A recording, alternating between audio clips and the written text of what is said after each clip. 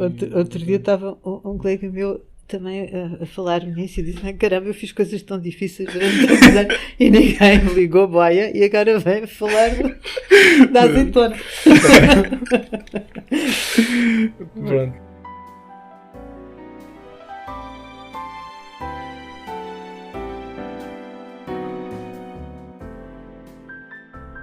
Olá, bem-vindos a mais um episódio de Fisicamente Falando. Hoje temos connosco Ana Nunes, professora do Departamento de Física da Faculdade de Ciências da Universidade de Lisboa e que, além de tudo, é uma pessoa com um percurso bastante particular e diverso, tendo-se licenciada em Física aqui na FCUL e mais tarde doutorado em Matemática, sendo hoje investigadora no BioEasy. Bem-vinda, professora. Obrigado por ter aceito o nosso convite. Aliás, e por estar aqui. Pelo convite também. Vamos começar. Eu até como decana do departamento até me estava a sentir já um pouco concluída por não ter sido na vossa série. Aliás, tenho seguido com interesse. Este marca o início de uma nova season do podcast. Então é um episódio muito importante, professora. Ok, espero que não aconteça como aquelas séries de culto que as pessoas gostam muito das primeiras seasons e depois das outras já não. Se for a última. Tentar corresponder à expectativa. Exato. Ok, se calhar vamos, como o António costuma dizer, começar pelo início, mas mesmo do ponto de vista cronológico. A professora nasceu aonde? É mesmo pelo início. Pelo início, sim. Eu nasci em Lisboa numa família de classe média, urbana, muito típica, uma burguesia conservadora, mais, digamos, de tradição republicana, e em 1958, portanto numa altura em que ainda estávamos, ainda foi antes do princípio da Guerra Colonial, portanto estávamos muito longe do fim do regime que se vivia em Portugal nessa altura. E isso acho que marcou todas as pessoas que nasceram no final dos anos 50, princípio dos anos 60, e portanto se apanharam o 25 de Abril já ainda adolescentes, mas depois de já terem, por exemplo, em particular feito toda a instrução primária e alguns ciclos do liceu no antigo regime, acho que isso foi uma coisa que nos marcou a todos. Foi uma experiência muito interessante e foi também interessante ter vivido a experiência do 25 de Abril naquela altura, ou seja, já crescidinha. Eu estava no 6º ano do liceu, na altura, portanto tinha 15 anos. Estava no liceu, que era um liceu com algum prestígio em Lisboa, o Filipa e a Maria Amália, eram os dois liceus femininos, digamos, de referência de Lisboa, em contraponto ao Camões e ao Pedro Nunes, que eram talvez os de referência de rapazes. Havia já alguns liceus mistos nessa altura, mas eram uma exceção. A regra eram liceus separados por género, ou por sexo, como se dizia naquela altura. E era um liceu, enfim, à moda antiga, havia as representações da mocidade portuguesa. Eu lembro-me quando aconteceu o 25 de Abril, estava em marcha a preparação da representação do liceu para o 10 de junho, que era o dia da raça. Nessa altura dizia-se o dia da raça, é extraordinário. Portanto, estamos a falar de 1974, ainda se usava esta linguagem. Mas claro, já havia algum ambiente de final de regime. Eu lembro-me que nós gozávamos imenso com aquelas preparações e com a ideia do 10 de junho e dizíamos que íamos para lá para o Estádio Nacional fazer palhaçadas e não sei o que, se fôssemos escolhidas, coisas. Havia já muita brincadeira à volta daquele assunto. E depois a experiência aliás, a minha ida para o liceu, acho que falámos nisso na conversa prévia, foi a seguir a ter estado num colégio particular, e já foi uma libertação ter ido do ensino particular para o ensino público no liceu. Foi uma abertura de perspectivas muito importante para mim. E depois, logo a seguir, o 25 de Abril foi outra abertura sobre uma outra abertura, de maneira que foi um período da minha vida muito, muito interessante e muito intenso. E quais é que eram os seus interesses quando estava no liceu? Inconstantes, devo dizer, inconstantes já nessa altura, porque eu primeiro tinha interesse em ciências e escolhi no 6º ano o grupo de disciplinas que dava acesso a cursos científicos. Depois apercebi-me de que havia problemas graves no país, da questão dos presos políticos, e passei a interessar-me por isso, por intervenção política e social, e quis mudar para direito porque achei que era importante haver pessoas dispostas a defender presos políticos pro bono. E então, um mês depois de me ter inscrito nas 6 disciplinas de ciências, já estava a cancelar 2, Geografia e Inglês, porque tinha que fazer Português e História, que eram obrigatórias para ir para direito. Foi nessa altura o meu interesse. Também durou relativamente pouco, devo dizer. Para já, com o 25 de Abril, fiquei liberta do ónus de ter que defender presos políticos pro bono, porque foram todos libertados. E então fiquei de novo livre e voltei às ciências, mas nessa altura já a pensar em física, mais concretamente. E porquê física em particular? Acho que isso... Das diversas coisas. É a única ciência, não é? Há outra. A matemática não é uma ciência. E a química, no fundo, é um corolário da física, não é? Ocupa-se dos aspectos não fundamentais e de outros aspectos, digamos, de registro empírico. Isto digo eu, claro, está com todo o respeito pelos meus colegas da Química. Provavelmente esta análise é fruto da minha ignorância. Pode ser que no que resta de carreira eu ainda me venha a interessar por Química e possa aferir esta opinião, que é de certo muito, muito superficial. E depois as ciências da vida aspiram a ser física, não é? Muito bem, é uma perspectiva interessante. Que já vi perspectivas mais agressivas nesse aspecto. É natural, porque eu, apesar de tudo, sou aqui um expoente de interdisciplinaridade, não é verdade? Exato. E se calhar, por falar em interdisciplinaridade, o seu percurso mistura várias coisas, mas em particular física e matemática. Certo. Como é que isso surgiu? A física já vos contei, não é? Foi a minha inclinação pelas ciências. A partir do momento em que eu comecei a ter mais velhinha, a ter um bocadinho mais de informação, a escolha incidiu na física. Depois, os 5 anos do curso de física foram, por sua vez, também anos muito intensos, vividos muito intensamente, e tive exposta a muitas influências. E, claro, fui respondendo a essas influências, orientando os meus interesses de várias, noutras direções. Eu lembro-me que no início, na primeira parte do curso de Física, a única coisa em que eu queria trabalhar era Fundamentos de Mecânica Quântica. Isto porque tinha tido contacto através de um professor do Departamento de Física, o professor Andrade e Silva, que estava ligado ao grupo do Louis de Broglie, da mecânica quântica, digamos, heterodoxa, que na altura ainda tinha alguma viabilidade, ainda não tinha sido, a sua inviabilidade ainda não tinha sido provada experimentalmente, não é? No final dos anos 70, princípios dos anos 80. Esse professor dava uma cadeira chamada de História das Ideias em Física, que era uma cadeira anual no primeiro ano, portanto tínhamos muitas horas, muita exposição, e era uma pessoa de grande qualidade intelectual, muito bom orador, fazia uma cadeira muito, muito bem feita. E ganhava muito ascendente em relação a grande parte dos alunos que frequentavam o primeiro ano. Nós procurávamos muita interação com ele era acolhedor, falava muito com os alunos e ia, a pouco e pouco, falando da sua opinião, da sua posição em relação à mecânica quântica e ao que se fazia em física na altura, etc. E então aquilo foi, para mim e outras pessoas, o coup de foudre, não é? Isto é que é importante e é fundamental e não sei o quê. Durante esse período, esse era o meu interesse. Depois, no terceiro ano, foi também outro professor do departamento, o professor Vassal Pereira. Ele, digamos, uma espécie de imagem negativa do ponto de vista de formação académica da minha própria, porque ele era um licenciado em matemática, doutorado em física, que era professor do departamento de física e dava todos os métodos matemáticos, as cadeiras de perfil mais, e não só, mas as cadeiras mais formais, mais matemáticas.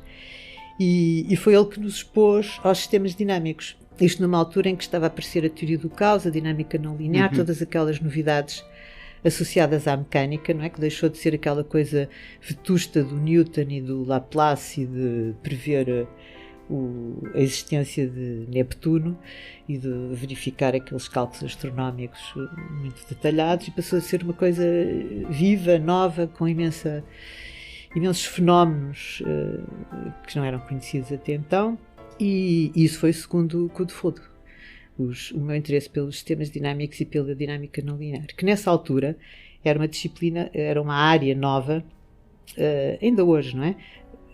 De interface entre física e matemática, ou seja, é possível trabalhar nisso numa perspectiva mais física ou numa perspectiva mais formal, mais matemática.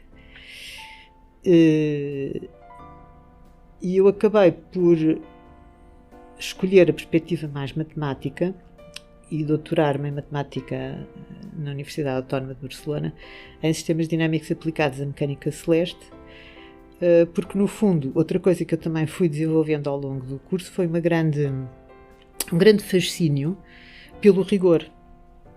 Ou seja, eu dava-me conta da falta de rigor com que muitas coisas são ensinadas na física, e isso, ao mesmo tempo que eu melhorava a minha formação matemática com as cadeiras que ia sempre escolhendo, quando havia a opção possível, as cadeiras de perfil mais matemático, essa falta de rigor provocava uma grande frustração. E achava, pronto, isto é tudo um bocado aldrabado, esta física funciona tudo à base de aproximações lineares, não é? Séries de Taylor formais, não é? Sabe se convergem ou não, pega só no primeiro termo e aqui vai disto, isto é tudo uma grande aldrabice. Eu quero é ver as coisas a sério, direitinhas e não sei o quê. Portanto, sistemas dinâmicos vamos fazer à séria com a matemática. Também é verdade que os contactos que eu tive nessa área, nessa altura, foram através de escolas de verão que eram organizadas no ICTP, um centro da Unesco em Trieste, ligado ao CISA já nessa altura, mas que acolhia estudantes dos países em vias de desenvolvimento, entre os quais Portugal se contava nessa altura, porque nós não tínhamos dinheiro para nada. Portanto, tínhamos uma cota para ir lá, de maneira que as nossas experiências internacionais, nessa altura, eram todas em Trieste. Workshops, escolas de verão. A maior parte das pessoas frequentava essas escolas. E nessas escolas de verão de sistemas dinâmicos a que eu fui, elas eram organizadas na perspectiva da matemática, não na perspectiva da física. Portanto, os contactos que eu estabeleci nessa área foram do lado da matemática, e isso acabou por determinar o doutoramento em matemática, que eu gostei muito de fazer. E só teve contacto, só pensou em ir para Barcelona ou teve... Eu havia 3 hipóteses, que eram as pessoas que eu conhecia dessas escolas de verão. Vocês pensem que não havia internet, os contactos, também não havia contactos pessoais, porque não havia aqui ninguém sénior a trabalhar em sistemas dinâmicos mesmo na altura, de maneira que nós estávamos muito limitados em termos de escolha. Nessas escolas de verão eu conheci pessoas de Barcelona, que era quem trabalhava em aplicações à mecânica celeste. Os outros grupos não tinham essa característica, esse aspecto. E os outros 2 grupos eram o Warwick e o IMPA, de Rio de Janeiro. O IMPA é uma escola de grande prestígio, conhecidíssima, de matemática em geral e em sistemas dinâmicos muito em particular, mas eu nunca tive assim grande interesse em ir para o Rio de Janeiro. Ou seja, achava uma coisa demasiado arriscada de todos os pontos de vista, em termos de opção de vida, e nunca...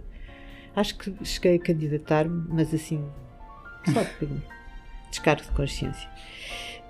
Warwick estava lá representado por poucas, tinha menos representação, tinha lá algumas pessoas importantes, mas eram pessoas muito ligadas, apareciam muito ligadas à figura do Christopher Zeeman, que era, sim, alguém de sistemas dinâmicos, mas que vinha da teoria das catástrofes, de estudo de singularidades, etc. Não era uma coisa que eu visse tão próxima do pouco que na altura sabia do que como as aplicações à mecânica celeste. De maneira que acabei por escolher Barcelona e candidatei-me a uma bolsa Gulbenkian, e fui para lá com uma bolsa da Gulbenkian e com licença aqui do Departamento de Física. Porque já na altura já estava a dar aulas aqui na faculdade. Sim, aliás, eu comecei a dar aulas em outubro de 81 no técnico. Eu licenciei-me em julho de 81 E nessa altura abriram 2 concursos, no Departamento de Matemática da Nova e no Departamento de Matemática do Técnico. Ciências não abriu. Eu candidatei-me a esses 2 departamentos de matemática, porque já na altura estava assim, já em trânsito, digamos assim, e admitiram-me nos 2, eu escolhi o técnico. Depois estive lá de outubro até abril, porque entretanto abriu concurso também para assistente estagiário, que era o início de carreira na altura, aqui na Física, que eu obviamente preferi, candidatei-me e entrei também, e preteri, digamos, o técnico, o que na altura foi uma opção muito... Era praticamente a única opção, porque o Departamento de Matemática do Técnico, em 81, era um departamento de serviço, não tinha praticamente ninguém a fazer investigação. A maior parte do corpo docente eram engenheiros que vinham lá fazer umas horas de aulas, ou seja, não tinha um ambiente verdadeiramente de um departamento científico. E foi um ano épico, 81-82, porque eu entrei em Ciências, deram-me logo o serviço docente normal, ou seja, dei aulas TPs de 2 ou 3 disciplinas diferentes, mas para não deixar as pessoas do Departamento de Matemática do Técnico em apuros, aceitei. O diretor de departamento era uma pessoa que eu respeito muito, era o professor Campos Ferreira, se calhar conhecem-no como autor do livro de análise. Para não deixar o professor Campos Ferreira mal, eu disse que vinha para Ciências, mas assegurava as aulas até ao fim do ano letivo, de modo que esse segundo semestre eu tive a dar 16 horas de aulas até mais ou menos 1 de agosto de 82. Foi uma entrada na carreira em grande. Por isso, quando às vezes os colegas se queixavam muito de serviço, eu nunca achei que tivesse assim tanto serviço, tirando nesse ano. A partir daí foi só a descer. Exatamente, a partir daí foi fácil. Retomando um pouco o seu percurso na faculdade, a professora falou-nos de todas as cadeiras que apreciou, gostou muito de fundamentos de mecânica quântica e de outras coisas, mas e dessa parte que passou na faculdade no curso de Física, quais foram as cadeiras que gostou menos? Se tiver, claro. As que eu gostei menos do meu plano curricular, já é uma maçada vir outra vez o mesmo assunto, mas não foram de Física, foram as Químicas. De facto, não gostei das Químicas, e também devo dizer, em abono de verdade, que não gostei das Eletrónicas, das quais tive 2. Portanto, até agora, acho que só estamos no 5º episódio e só uma pessoa que exatamente tolerou. Que é a palavra certa, tolerou. Foi muito mal, porque o meu ano foi o primeiro ano que, para além da Eletrónica do 3º ano, tivemos que gramar uma instrumentação e uma segunda cadeira de Eletrónica, não me lembro exatamente como é que se chamava, os traumas fazem isto às pessoas, no primeiro semestre do 4º ano. Portanto, aquilo foi uma dose cavalar de Eletrónica. Nós realmente não... Aquilo era uma perspectiva completamente diferente. Eu ainda hoje estou para saber como é que aquilo se entende, não é? Eu ia aproveitar para perguntar exatamente o oposto do António, que apesar da professora já ter passado por um bocadinho por lá, mas quais as disciplinas que mais gostou? E se calhar não só isso, mas também os professores que a mais marcaram ao longo do seu percurso. Já nos falou de uns quantos, mas... Pois, eu era esses 2 que eu salientava sobretudo. Gostei imenso do Costa Pereira. O Nuno Costa Pereira foi nosso professor de análise. Na altura chamava-se Cálculo Infinitesimal 1 e 2, mas não era cálculo, era análise. Ele deu-nos análise infinitesimal 1 e 2 e foram duas disciplinas fantásticas. Se não fosse isso, e também as 2 álgebras, que foram também muito bem dadas pelo Monteiro, não me lembro o primeiro nome do professor Monteiro. Se não fosse esses 4 semestres de álgebra e análise, provavelmente eu não teria tido a hipótese de fazer ser bem sucedida nas escolhas que fiz mais tarde. Portanto, isso foi muito, muito bom. E o professor Vassal Pereira foi sem dúvida uma referência não só nos aspectos académicos, porque não tanto enquanto aluna, mas depois mais tarde eu havia uma coisa que se chamava Provas de Aptidão Científica e Capacidade Pedagógica, que era na ausência de mestrado na área. Nessa altura não havia mestrado na área, o que permitia passar de assistente estagiário a assistente. que era o seguinte grau na carreira. Isso era preciso fazer num tempo relativamente curto, e quem me orientou nesse trabalho foi o professor Vassal Pereira. Portanto, eu tratei muito relações com ele nessa fase. Portanto, quando eu já estava aqui como assistente estagiária, a preparar esse trabalho, não é? Foram 2 anos em que eu dei cadeiras com ele como assistente, ele como coordenador, e ao mesmo tempo como aluna, digamos, graduada. Trabalhei com ele num projeto em sincronização de relógios.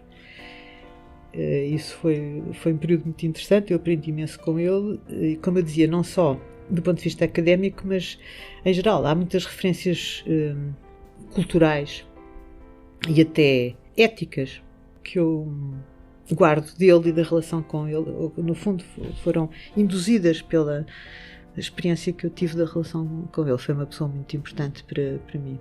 A professora fez o curso à volta dos anos 8? Foram 5 aninhos, muito bem vividos, portanto, entre 76, eu entrei em outubro de 76 e acabei em julho de 81. E como é que a professora vê a evolução da faculdade, do departamento de Física, antigamente, e como é que vê agora? O que nota de diferente entre estas duas épocas? É um bocadinho a pergunta quase que se pode fazer ao contrário, não é? O que é que eu noto que tenha permanecido? Ok. É preciso ver que mudou tudo completamente, não é? Mudou o ensino, mudou muito a relação dos estudantes com as perspectivas de carreira. Aquilo que nós estávamos a falar há bocado, de até que ponto é que nos devemos seguir as nossas inclinações e preocupar-nos menos com as carreiras, ou o contrário. Isso é algo que para as pessoas da minha geração nem sequer entrava. Era fácil seguir o conselho de nos deixarmos guiar pelas nossas inclinações, porque nós não tínhamos preocupações de carreira. Também talvez porque, do ponto de vista social, éramos correspondidos a um extrato da população relativamente protegido, não é? Nós sempre pensámos que alguma coisa haveria de aparecer. Nós não tínhamos a mínima noção sequer de ser difícil ou fácil o acesso à academia, não é? Pensávamos, pronto, há professores na academia, eu posso ser um. Tudo isso acontecia com grande naturalidade,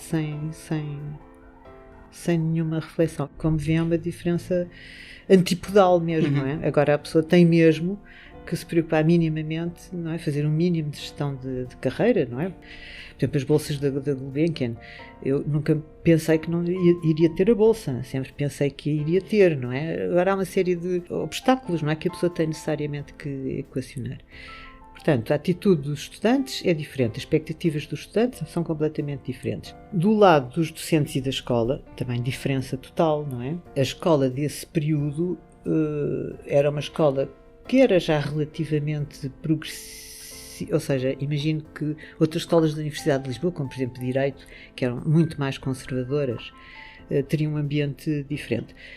Física e a Faculdade de Ciências em particular, teve sempre muitas pessoas ligadas, digamos, mais progressistas, digamos assim, mais abertas, e portanto o ambiente sempre foi relativamente aberto do ponto de vista intelectual.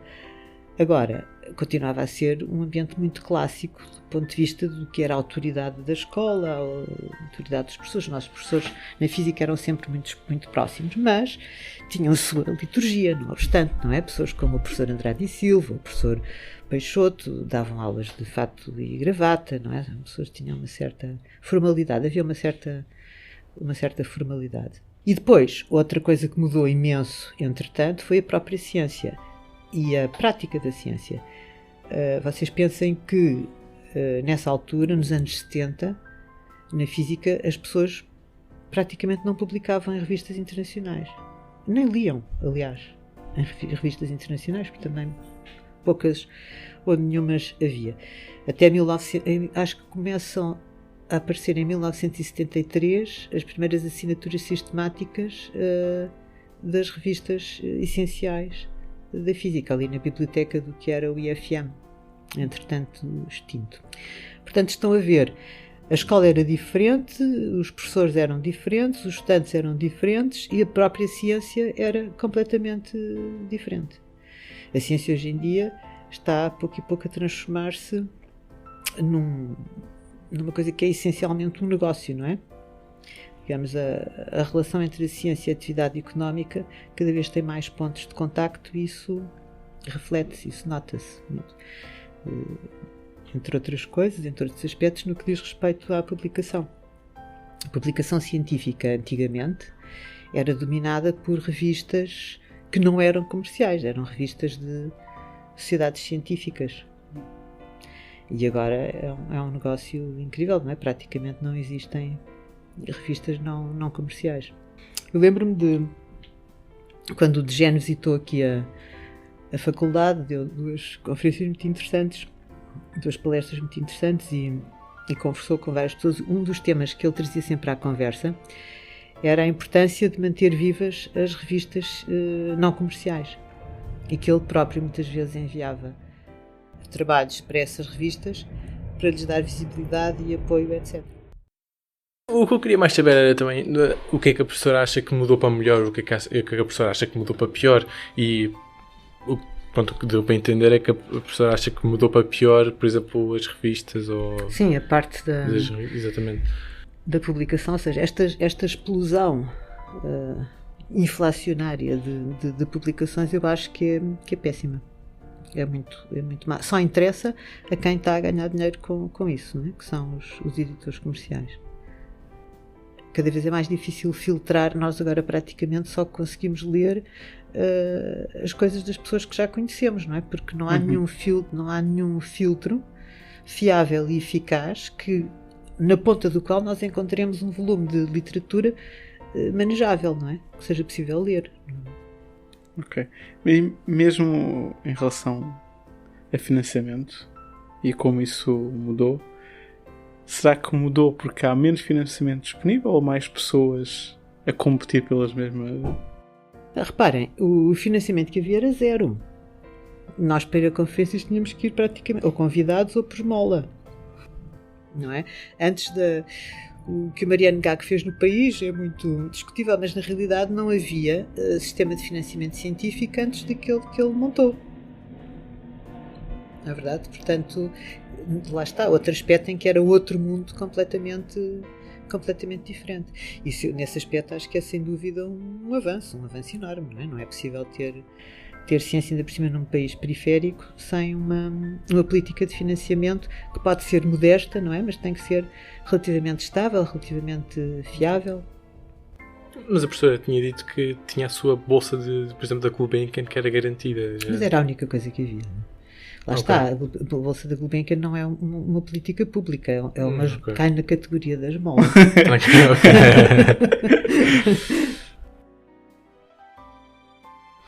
Eu queria abordar melhor este assunto do financiamento, porque eu já ouvi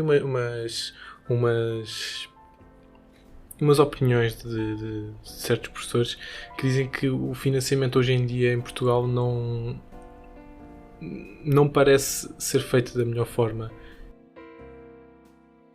Nós já ganhámos a animosidade dos químicos, dos eletrónicos e agora das editoras. Das editoras e agora vamos também dos políticos, da Fundação da FCT. Nós, para avaliarmos o que a FCT faz, acho que temos que tomar como critério de calibração, não é? As melhores práticas internacionais, não é? Não vamos inventar nada melhor do que isso. E a FCT globalmente até segue essas práticas. O problema é que qualquer sistema de financiamento vai deixar de ser popular quando o volume desce abaixo de um certo nível crítico. É como sei lá, por exemplo, maneiras de respirar ou de aproveitar o oxigênio.